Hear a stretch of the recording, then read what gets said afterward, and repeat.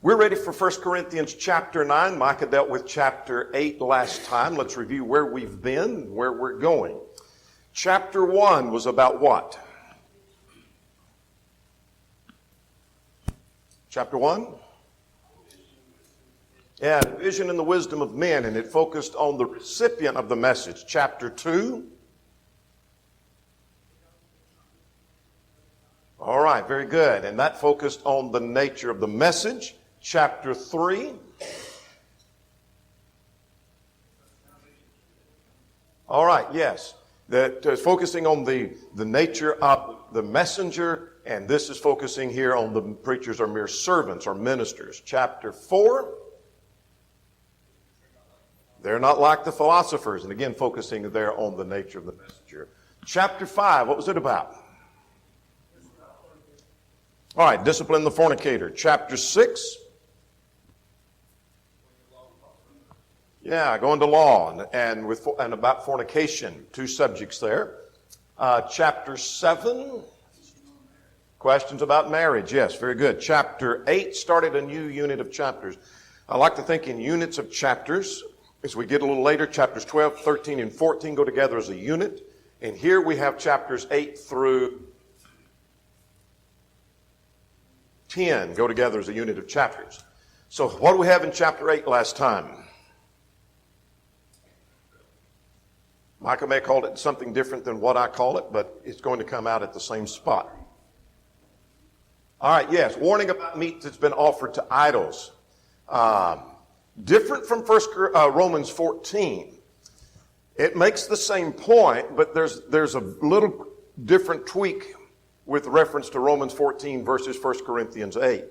Romans 14 is talking about eating of meats, where 1 Corinthians 8, 9, and 10 seems to focus more on eating of meat that has been sacrificed to idols. Was that included at all in Romans 14? Sure. But it was a broader, more general concept. All right, here's where we have been and here's where we're going. This is our outline for chapters 1 through 6, problems that Paul had learned by report.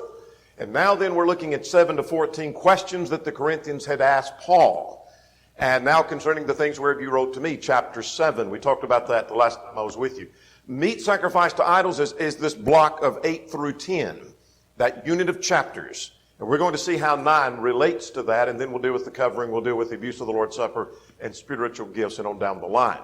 So this 8 through 10 is a unit of chapters dealing with the meat sacrificed unto idols. Now, so what is the point? You don't have questions that you would have prepared, but what's the point of chapter 9?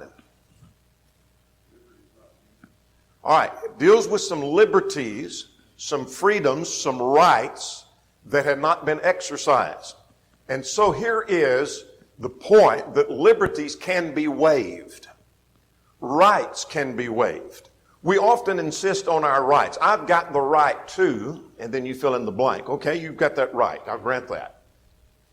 And we can prove from the scriptures, if it is a right, that you've got the right to do thus and so. Like eat meats.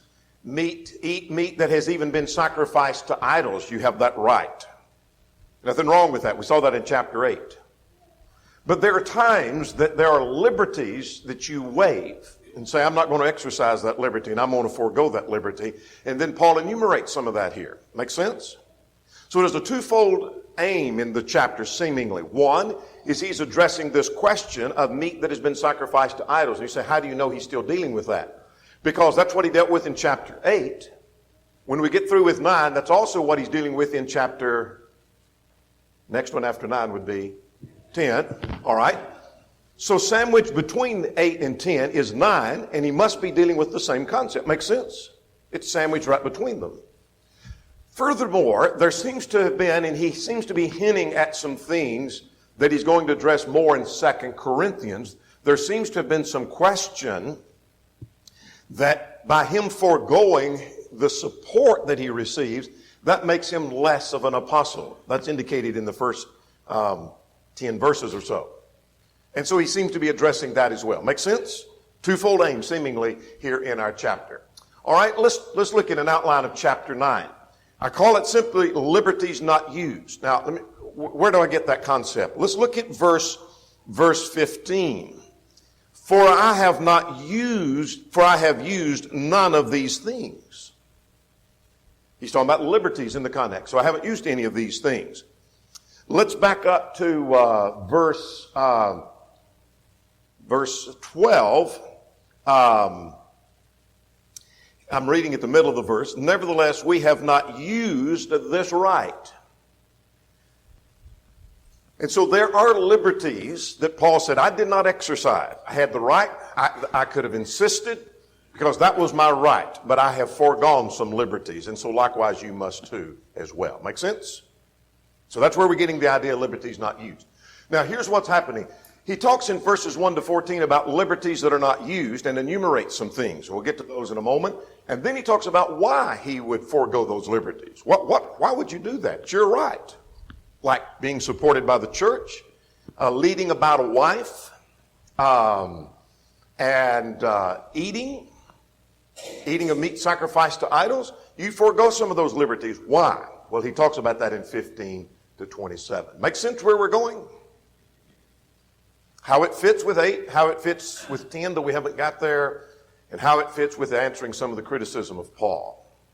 All right, let's get underway. 1 to 14. Let's talk about liberties not used. Verses 1 to 3. Not using liberties doesn't mean that he's not an apostle. How would that argumentation be formed?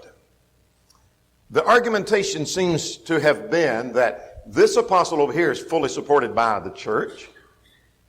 And so he's out preaching and he's fully supported. Here's another apostle out being fully supported.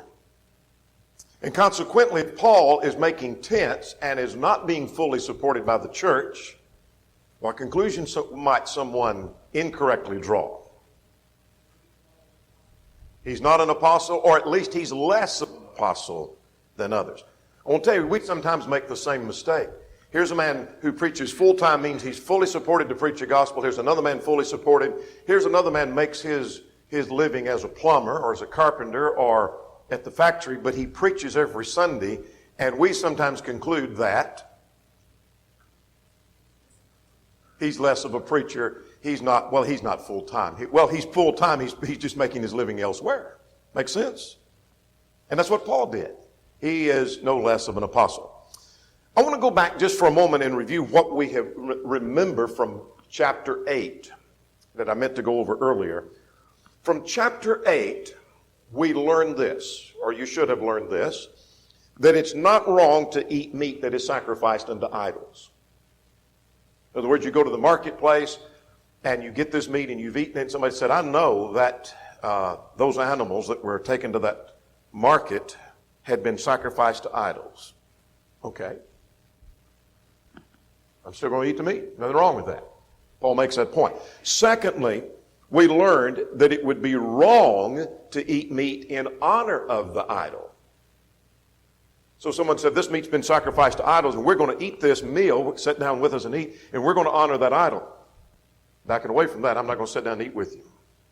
It's wrong. Thirdly, we learned that it's wrong to eat in a way that leads another to violate his conscience. How could that be done?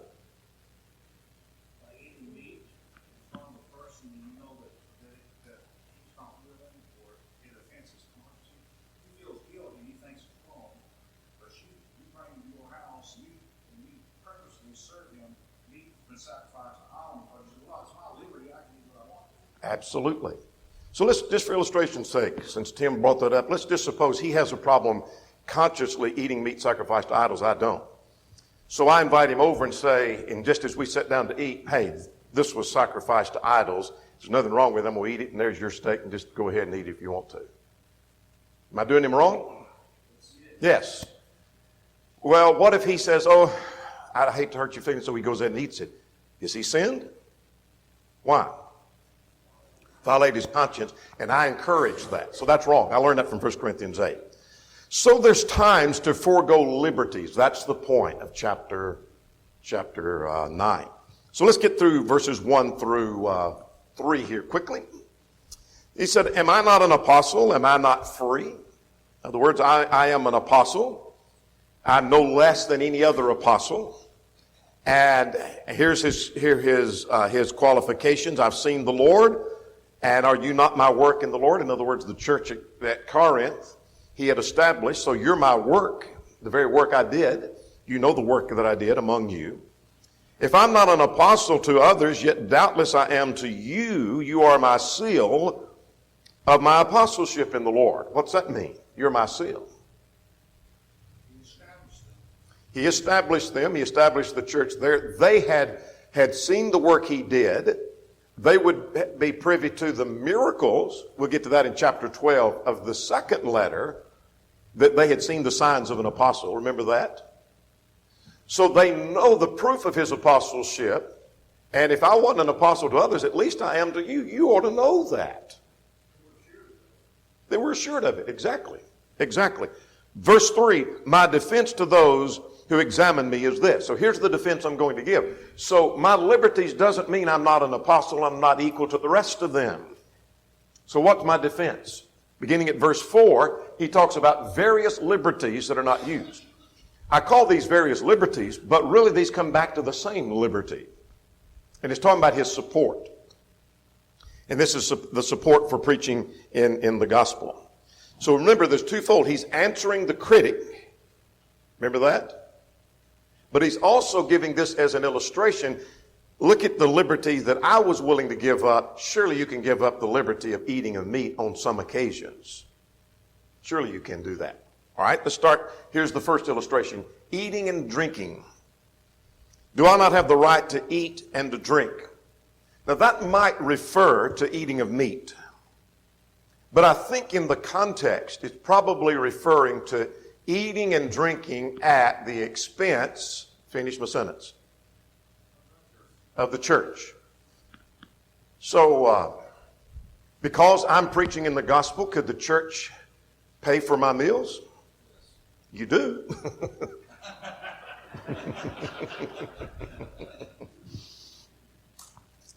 Indirectly. Yeah, indirectly. I get paid, and that's why I buy my meals. I've stayed in motels where the brethren have told me, just go down and eat your lunch and eat your breakfast and put that on the tab and the church pay for it. Anything wrong with that? I'm there preaching, I'm there working, they're paying for my meals. I think that's what he's talking about here, is eating and drinking at the expense of the church. I've got that right. That's a liberty.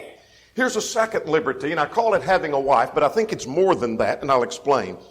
Do we not have the right to take along a believing wife? That is, qualifying that she's a Christian, as do others also, as also other apostles, the brothers of the Lord, and Cephas. All right, obviously, Peter had a wife. The brothers of the Lord had a wife, and they were leading them about. So it may, some think that the passage is saying, I've got a right to be married, and I have foregone that, and I'm not married. But I think he's not talking about just the liberty of having a wife, but the wording, who has the King James? Anybody got the King James? Does it say lead about a wife? Who's got that? Verse 5, do I not have a right to take along? I believe the King James says lead about a wife. Lead her about or take her along. I think what it's talking about in the context of support, he can take his wife along at the expense of the church. In other words, they get on a boat, they're going to travel somewhere, and Peter's wife's going along with him. Can the church pay for her fare? Sure. They're working together. You pay for it by paying a preacher's salary because a man is to take care of his family. So if you take care of your family, like this has some scriptures, people don't provide for his home, and worse than the other, then you, in that way, you're taking her along with you anyway. Absolutely.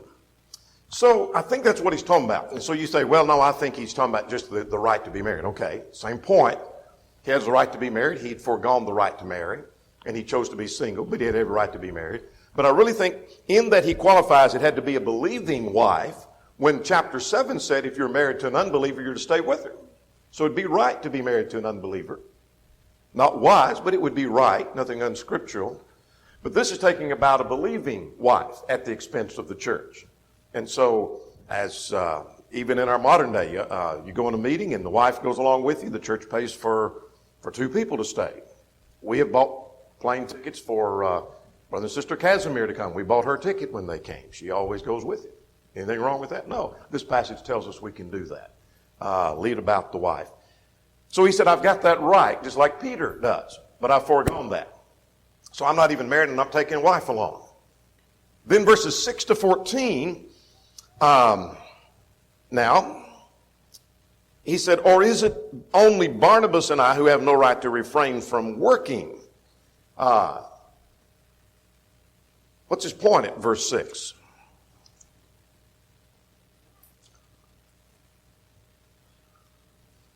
Anybody have the English Standard? It adds 3 words, perhaps for clarity. Read that. Or is it only Barnabas and I who have no right to refrain from working for Working for a living? a living. I think that's what he's talking about. In other words, is it just that Barnabas and I are the only ones that will refrain from taking support, and then we work for our living? Is that the way it is? In other words, no. What he's saying is we have every right, just like to eat at the church expense, to have a wife travel with us, to take wages for preaching the gospel. Now let's see what he says about that. Verse 9, whoever goes to war and at his own expense, and who plants a vineyard, does not eat of it, or who tends the flock, and does not drink of the milk of the flock. Now, there's 3 illustrations. Let's go back through those a little slower. What's the first illustration? Soldier. When he goes to war, does he go at his own expense? No, he's paid to go. Second illustration. Yeah, a man who plants a vineyard, he ought to be able to eat of the fruit. Third illustration, he tends the flock, he ought to be able to drink of the milk of the flock. All right? So he's demonstrated the one who's working in the gospel ought to be supported by the gospel. All right? Now then, verse 8. Do I say these things as a mere man, or does not the law say the same thing? In other words, am I just talking off my head, or am I just rattling on as just human wisdom? Or was there some reference that God had established that those who serve in his service ought to be paid? And his answer is yes. So what passage does he cite? Deuteronomy 25:4. Do not muzzle the ox as it treads out the grain. Now, interesting here, this age group has got this. What I'm finding, Mike and I talk about this often, the younger you get in the ages you teach, they don't know how to do inductive Bible study. Well, what I mean by inductive Bible study, to take a passage and reason from it. In other words, if you ask them, who said so-and-so, they could look and say, Moses. But make application, they have a hard time with that. And here's what Paul does. He shows us how to do inductive Bible reasoning. Look at verse 9. After he quotes that, is it oxen that God is concerned about? And his point is he only talking about oxen? Is God just concerned about oxen eating, that as the ox treads out the grain, it ought to be able to eat of the grain? No, the answer is no. Or does he say it altogether for our sakes? And the answer, of course, is yes. For our sakes, no doubt that it is written. And then here's his application of that. What's his application at verse 10? You plow in hope and you thresh in hope, should be partaker of this hope. So in other words, the man plowing ought to be able to benefit from the plowing. The man threshing ought to be able to benefit from the threshing. And so they plow in hope, in hopes of benefiting from that. And so it's arguing for supporting those that are in the work of the gospel. He's trying to establish, I have every right to. And here's establishing that right, even though he wasn't exercising that right at all. Now let's continue on down through verse 14. Then we're going to stop for questions and comments. Now if we've sown spiritual things, is it a great thing that we reap your material things? What's he saying at verse 11? So spiritual things you need blessed, so you'll be able to help the church. That's good. What else?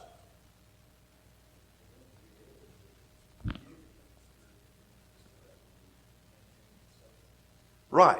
In order for him to have the strength and the ability to go, he has to be supported somehow, whether by his own income or supported by the church. So, well, I lost my place. Where am I? Verse 12, or verse 11. If we've sown spiritual things to you, in other words, if we preach the gospel, spiritual things, it's not a great wonder that we should be able to reap some material things from you to keep us supported in the work of the gospel.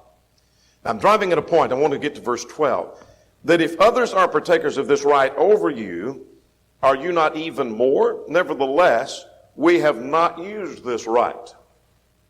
In other words, other people had every right to exercise that and say, I want to be paid for my work in preaching the gospel. Got every right. He said, I could have done that too, but we didn't exercise that right. But endure all things, lest we hinder the gospel of Christ. What's that about? How could his demanding support or accepting support, whether he demanded it or not, hinder the gospel of Christ?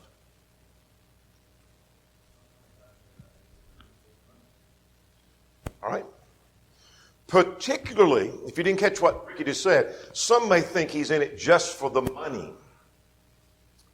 Now, that's not a general criticism made in our present time, nor has it all through the years, but why would that be made of Paul? Verses 1 to 3 give us some insight. 2 Corinthians, the whole book, gives us some insight. All right, he's supported by other churches at times. Yes, and he has critics that are looking for every opportunity to tear him down. Make sense? So when he receives support from all he's in it is for money. The church, you know what, the church is paying him good money to preach, and I know he's able to make tents, and he's being paid to do this work, and da-da-da-da-da. And he said, I didn't want that to hinder the gospel of Christ. What else could you say about verse 12? Lest we hinder the gospel of Christ.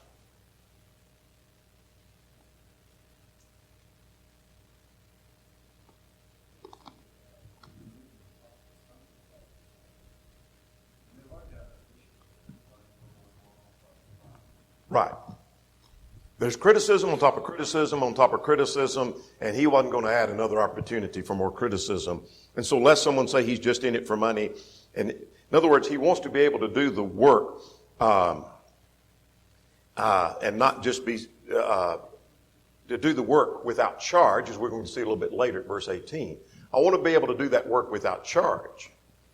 In other words, I want to be able to do that, and I'm not just wanting to be supported by the church. I just want to do the work. And that was his goal. I don't want to do anything that may hinder the gospel of Christ.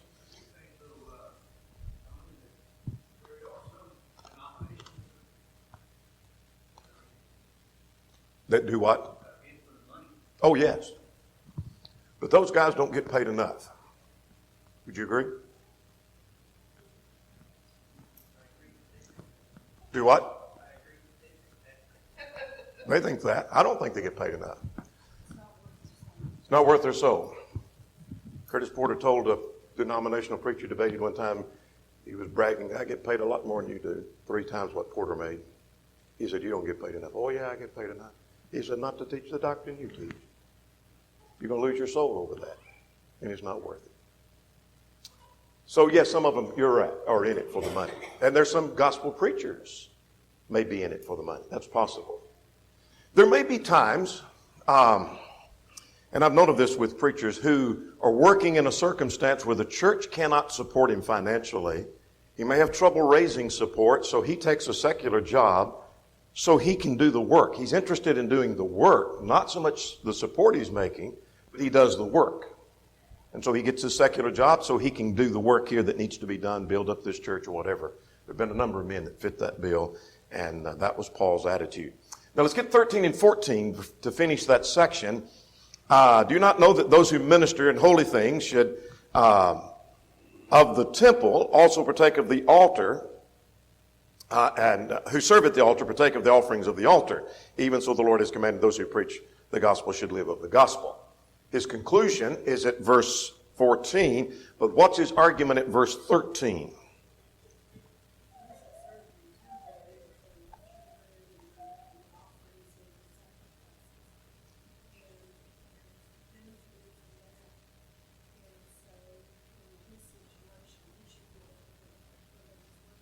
Absolutely. He cited two Old Testament passages, Deuteronomy 25, and here he is referring to Leviticus 6 and 7. That's not 6 in verse 7, but chapter 6 and chapter 7. Make sense?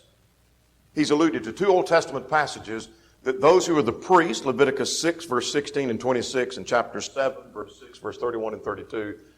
So just chapter 6 and 7 will get you. That those two chapters show those who were the priests could eat of the offerings that were brought. And so they were supported by those offerings.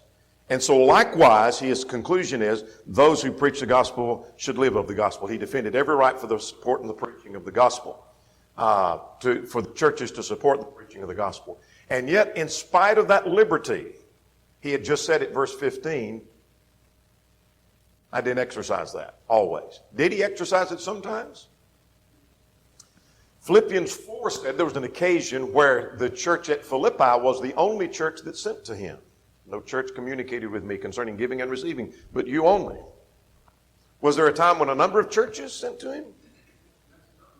Yes. 2 Corinthians 11, I'll rob other churches, taking wages of them to do you service. And so there were a number of churches that supported Paul to do the preaching of the gospel. So there were times he used that liberty. He thought it best, under the circumstance described here, not to use that liberty. Now, here's the point. Don't miss the point. Twofold. One is that answers his critics. And secondly, what's his point in the context?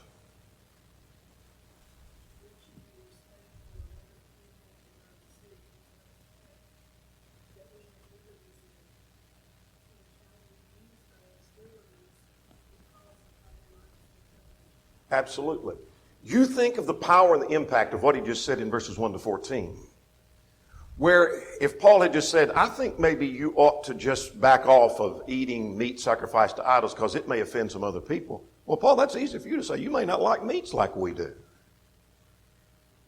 It comes kind of powerful when he says, look, I gave up support and supported myself by making tents. I gave up liberties for the benefit of others.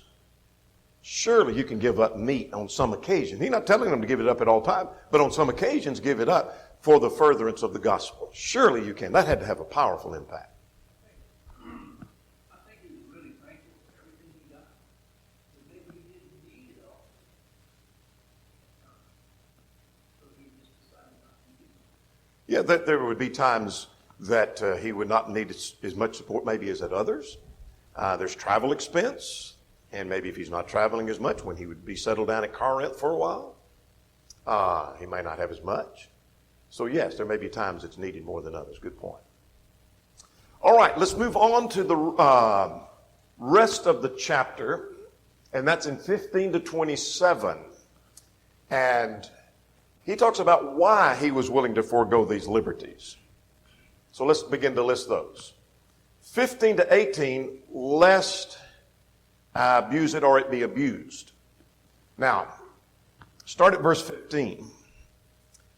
He said, I have not used any of these things, nor have I written that it should be done for me. For it'd be better that I should die than the boasting, be better for me to die than anyone should make my boasting void. Now that's kind of a difficult verse. Verse 15. But I think here's his point. Number one is this writing is not intended to demand my rights. In other words, my point that I'm making in these first 14 verses in establishing every right to be supported, it's a biblical principle, it's right, it's a liberty I have. I'm not writing to try to demand now support of you. That's not my point. That's not my point at all. For it would be better for me to die than anyone should make my boasting void. What on earth?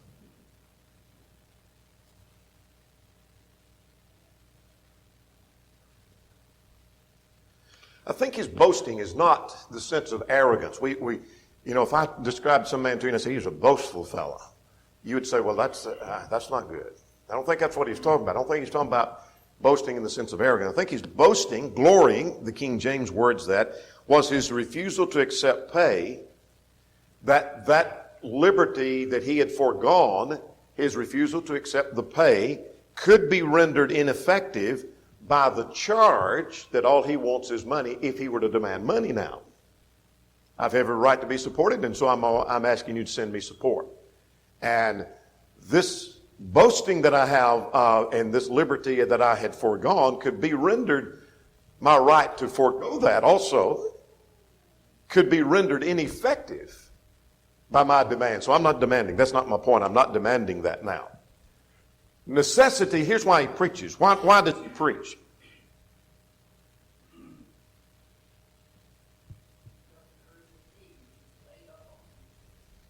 Yeah. I'm not preaching for the money. I'm not demanding it for the money. But if I preach, I have nothing to boast of. Yes, necessity is laid upon me. Yes, woe is me if I do not preach the gospel. Would you agree with this statement? Every young man I deal with in any of these training programs, both here and I've dealt with several in Indiana and other places, Oklahoma. When I get a chance to talk to a group of young preachers who are thinking of preaching, I give them the advice and ask them to figure out what this means. Don't preach unless you have to. If you can find something else to do, do it. Don't preach unless you have to. Would you agree with that? Dan, you're shaking your head. Tell me why you agree with that. Because if you're preaching for any other reason, it's the wrong reason. It has to be something that is heartfelt and from the heart. Have that drive. Yes. If you're making a choice, I tell these young guys, if you're making a choice, you know what? I could be a lawyer. I could go to school, be a doctor. Could preach. Trying to pick a career here. Forget preaching. Pick that lawyer, doctor, do something else. Only preach if you have the driving fire in the belly that I can't do anything else. Heart has to be in it. That I'm willing to sacrifice whatever it takes. That's the guy that's going to be worth something in preaching. The guy that makes a career choice and says, you know, how much money can you make in preaching and how much can you make over here? Let's see. Well, preaching might be all right. He ain't going to be worth anything. We don't need him. He needs to quit. Don't preach unless you have to. When you say, I've got this burning drive. Mike's not in here, but I'll make this comment. I remember this young man carrying around stacks of books, right? Bibles. They were all Bibles. You know, Mike had decided, or he had young man, I'm preaching. Yeah. There wasn't, like there was no thinking about anything else in his mind. That's Yeah. what I'm doing. Yeah. And he was impressed that that's what he did. Yes. 14, 15-year-old, yeah. That's his point here at verse 16. Now, verse 17 and 18, he preaches without charge. That's kind of a strange wording for us. But I think his point is not, because it's in the context where charges have been made against Paul. That's not what he's talking about. I think he's talking about I'm preaching free of charge. In other words, I'm preaching without receiving money. I'm willing to do that. For if I do this willingly, I have a reward. But if against my will, I've been entrusted with a stewardship. In other words, he views it as I've been entrusted with the gospel. What's my reward? That when I preach the gospel, that I may present the gospel of Christ without charge, and that that I may not abuse my authority in the gospel. Paul's attitude was, I'm going to preach whatever. If I get paid, fine. If I don't get paid, fine. Connie Adams used to tell me, he said, I'm going to preach if I have to pay people to listen to me. Kind of like that attitude. I'm sorry? His heart's in it. That's all he thought about. Absolutely. And I think that's his point here down through verse 18. Now, our time is about gone, so let's, I don't mean to do that. Let's get verses 19 to 23 quickly. In other words, he said, I'm willing to forego the liberty to save and gain some. What's his point in 19 to 23 about I become all things to all men? That's a summary of that section. To the Jews I become a Jew, as the Gentile I become a Gentile, to the free I become free, whatever. Tries to get on their level. I'm willing to make whatever sacrifice.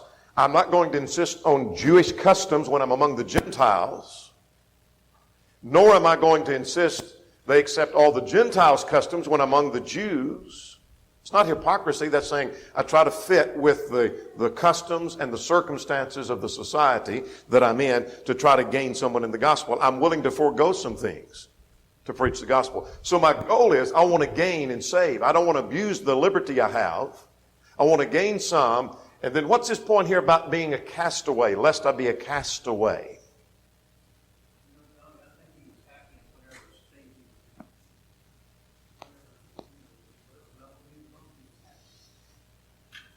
Absolutely. He says that in chapter 4 of Philippians, and he was talking about support in that context. He was happy in whatever circumstance he was in.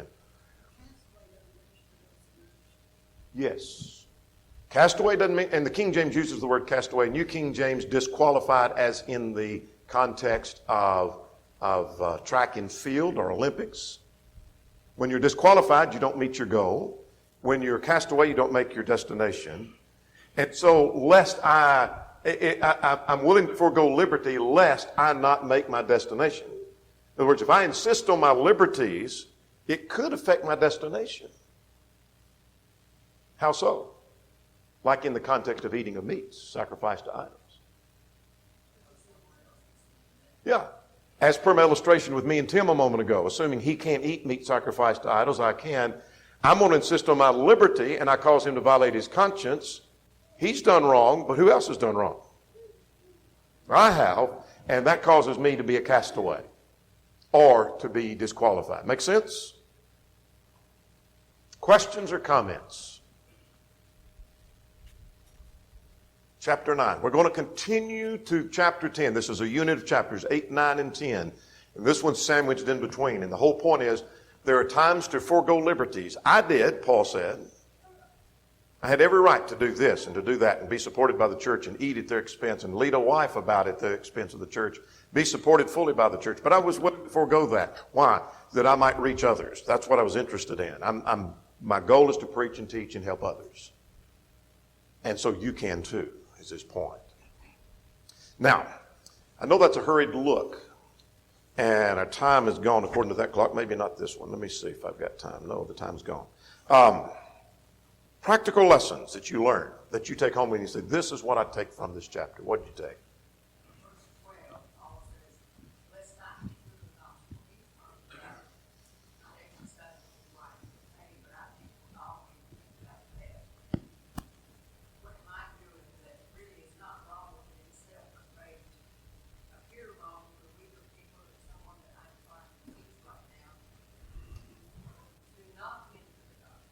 Absolutely.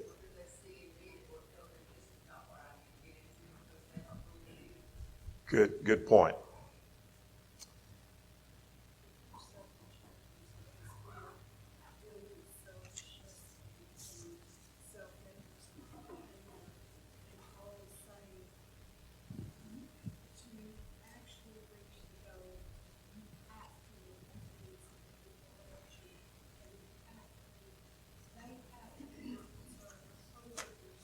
Absolutely. Absolutely. Chapter 10 next time.